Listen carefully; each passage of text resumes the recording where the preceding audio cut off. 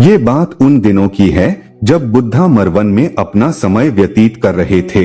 इस समय तक बुद्धि की प्रसिद्धि दूर दूर तक फैल चुकी थी। बहुत दूर दूर से लोग अपनी चिंताओं और परेशानियों का समाधान खोजने उनके पास आते थे। ऐसे ही एक दिन जब बुद्धा मरवन में अपने शिष्यों को प्रवचन दे रहे थे तो एक अधेड़ उम्र का व्यक्ति अपने 21 वर्ष के पुत्र को अपने साथ लिए बुद्धि की तरफ चला आ रहा था।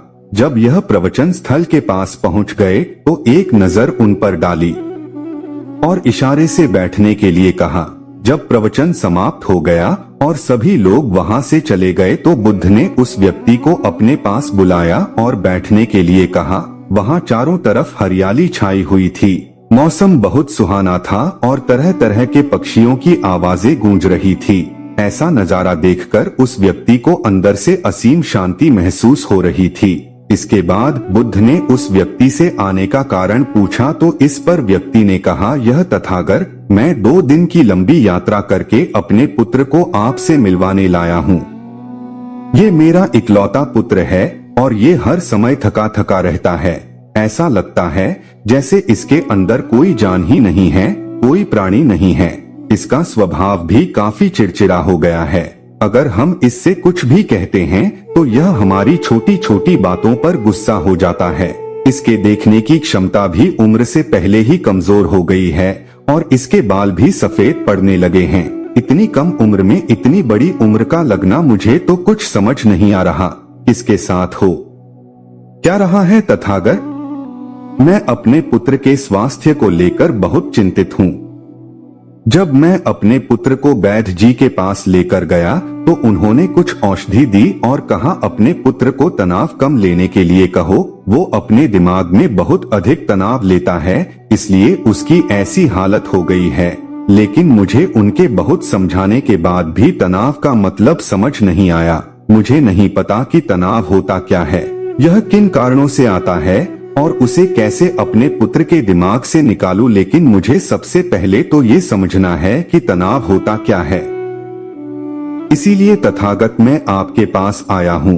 कृपया आप मेरी समस्या का समाधान कीजिए। यह सुन बुद्ध उसके पुत्र को बड़े ध्यान से देखते हैं, उसके चेहरे को देखते हैं, उसकी आंखों को देखते हैं और फिर उसके हाथों की नब्ज को भी देखते हैं। यह सारी विधि करने के पश्चात बुद्ध उस व्यक्ति से कहते हैं, तनाव लेना तो कोई नहीं चाहता, लेकिन फिर भी यह तनाव लोगों के दिमाग को दीमक की तरह पकड़ लेता है और व्यक्ति जान भी नहीं पाता कि वह तनाव में जी रहा है। लेकिन अगर व्यक्ति तनाव के कारणों को अच्छे से समझ लेता है और तनाव के बारे में कोई ऐसा पैमाना बना लेता है जिससे वह जान सके कि वह कितने तनाव में है, तो वह इस समस्या का समाधान भी खोज सकता है। सबसे पहले तो तुम ये समझो कि तनाव होता क्या है। जब भी कोई व्यक्ति कोई काम कर रहा होता है लेकिन उसका मन कहीं दूर भटक रहा होता है, कल्पनाओं में होता है, तो उसके शरीर और मन के बीच एक दूरी पैदा हो जाती है। यह दूरी जितनी अधिक होगी व्यक्ति उतनी ही ज्यादा बेहोशी की अवस्था में होता है और शरीर व मन के बीच की इसी दूरी, इसी खिंचाव को तनाव कहा जाता है। आखिर कोई पसंदीदा खेल खेलने के बाद व्यक्ति चुस्ती और प्रसन्नता से क्यों भर जाता है, जबकि उसने तो अपने शरीर को थकाया है। लेकिन समझने वाली बात यह है कि खेलते समय मन और शरीर एक साथ पूरी तरह से उस खेल में केंद्रित होते हैं, जिससे शरीर और मन के बीच दूरी पैदा नहीं होती और कोई तनाव पैदा नहीं होता।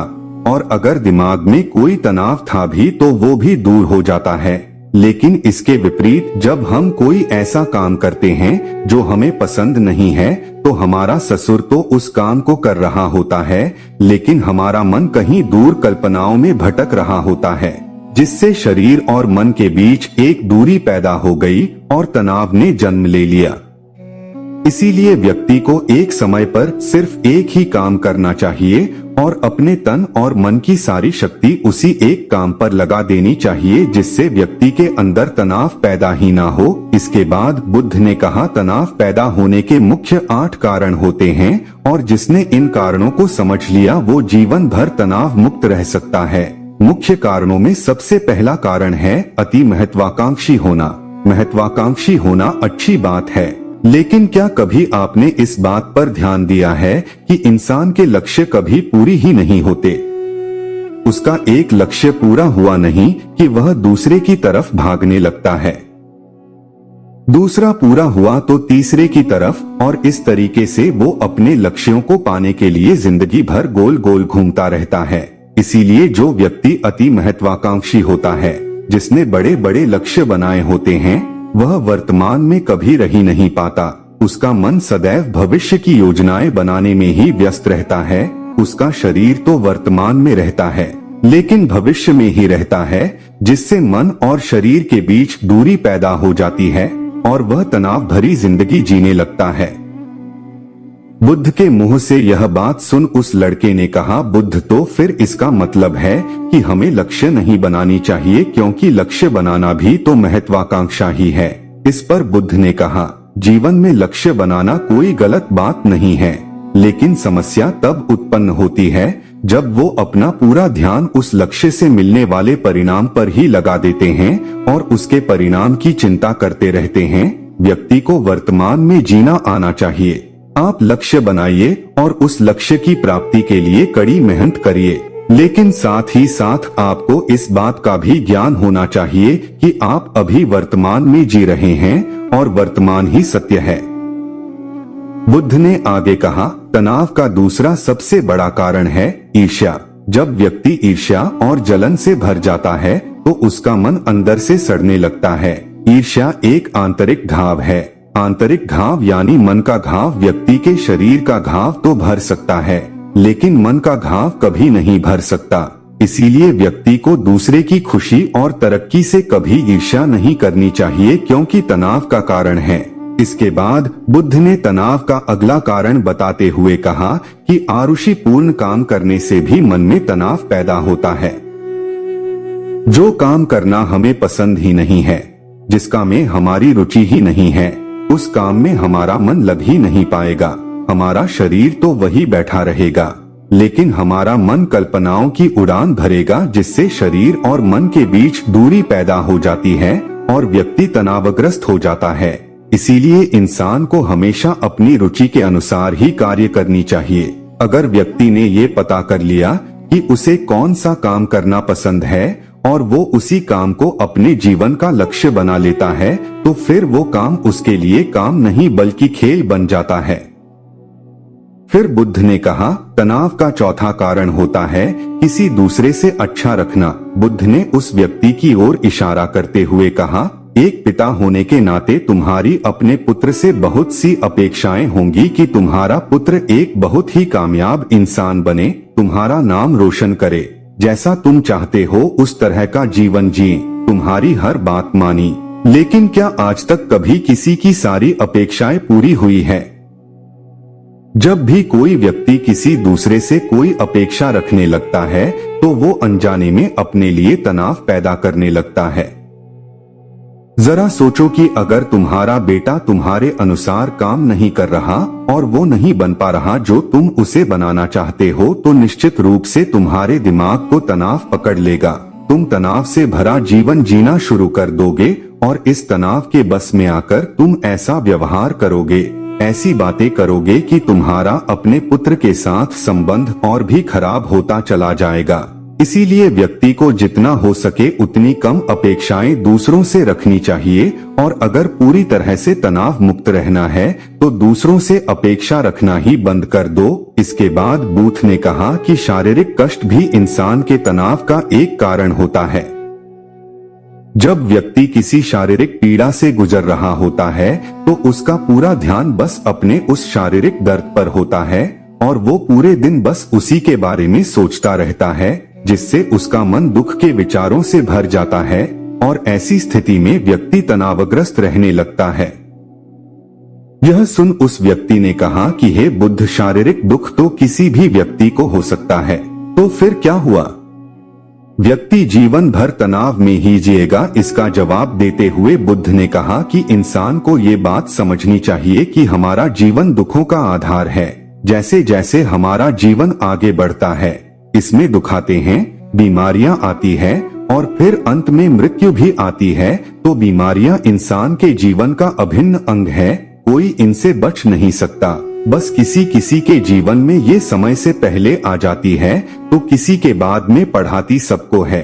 जब इंसान का मन इस बात को अच्छे से समझ लेगा तो फिर वह अपनी बीमारी के बारे में सोच सोच कर ज्यादा तनाव नहीं लेगा, क्योंकि यह हमारे जीवन का अभिन्न हिस्सा है और इसके लिए व्यक्ति को शारीरिक रूप से भी अभ्यास करते रहना चाहिए। अपने जीवन में व्यायाम और स्वस्थ जीवन शैली को भी जगह देनी चाहिए ताकि उसका शरीर लंबे समय तक निरोगी रहकर सही से काम कर सके। तनाव का अगला कारण होता है अपनी योजनाओं को समझने के लिए समय न देना।